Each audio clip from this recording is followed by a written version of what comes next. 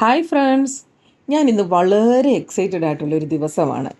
20 വർഷമായിട്ടുള്ള എൻ്റെ ഒരു സ്വപ്ന സാക്ഷാത്കാരമാണ് ഇന്ന് സാധിക്കുന്നത്.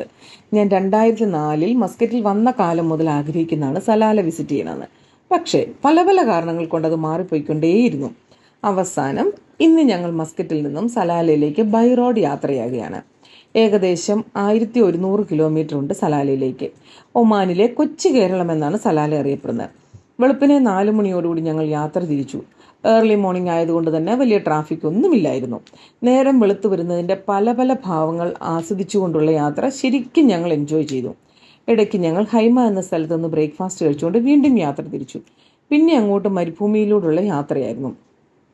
ഇടയ്ക്കിടയ്ക്ക് കടന്നു വരുന്ന ഒട്ടകങ്ങൾ, സാൻഡ് ഡ്യൂൺസ് ഒക്കെ ഒരു വേറിട്ട അനുഭവങ്ങൾ തന്നെയായിരുന്നു. അങ്ങനെ ഏകദേശം ഉച്ചയോടുകൂടി ഞങ്ങൾ സലാലയിലെത്തി.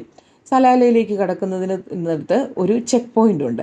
ശരിക്കും ആശ്ചര്യപ്പെട്ടു പോകുന്ന ഒരു കാഴ്ചയായിരുന്നു. ഈ ചെക്ക് പോയിന്റ് വരെ കരിഞ്ഞുണങ്ങിയ മരുഭൂമിയായിരുന്നുവെങ്കിൽ ചെക്ക് പോയിന്റിന് ശേഷം പ്രകൃതി രമണീയമായ ഒരു കാഴ്ച തന്നെയാണ്. ദൈവം തമ്പുരാൻ പെട്ടെന്ന് തന്നെ ബാക്ക്ഗ്രൗണ്ട് സീനറി മാറ്റിയതുപോലെയാണ് നമുക്ക് അനുഭവപ്പെടുന്നത്. ഈ നട്ടുച്ചയ്ക്ക് പോലും കോട മഞ്ഞ് നിറഞ്ഞ ഒരു കാഴ്ചയായിരുന്നു. തൊട്ടു മുൻപിൽ പോകുന്ന വാഹനങ്ങൾ പോലും നമുക്ക് കാണാൻ പറ്റുന്നില്ല.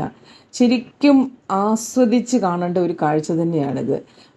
സലാല ടൗണിലേക്ക് കടന്നതിന് ശേഷം നിറയെ തെങ്ങുകൾ. നമ്മുടെ കേരളത്തിൽ പോലും നമുക്കിപ്പോൾ ഇത്രയും തെങ്ങ് കാണാൻ പറ്റുമെന്ന് തോന്നുന്നില്ല.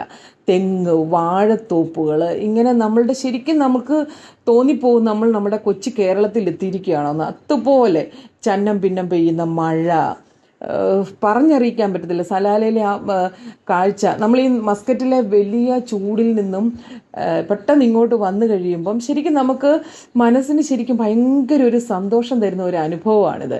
ഒരിക്കലെങ്കിലും എല്ലാവരും സലാല ഒന്ന് വിസിറ്റ് ചെയ്യണമെന്നാണ് ഞാൻ ആഗ്രഹിക്കുന്നത്. സലാലയിൽ വന്നു കഴിഞ്ഞുള്ള നമ്മളുടെ അടുത്ത വീഡിയോസിൽ ഞാൻ നിങ്ങളോട് പങ്കുവയ്ക്കാം. താങ്ക്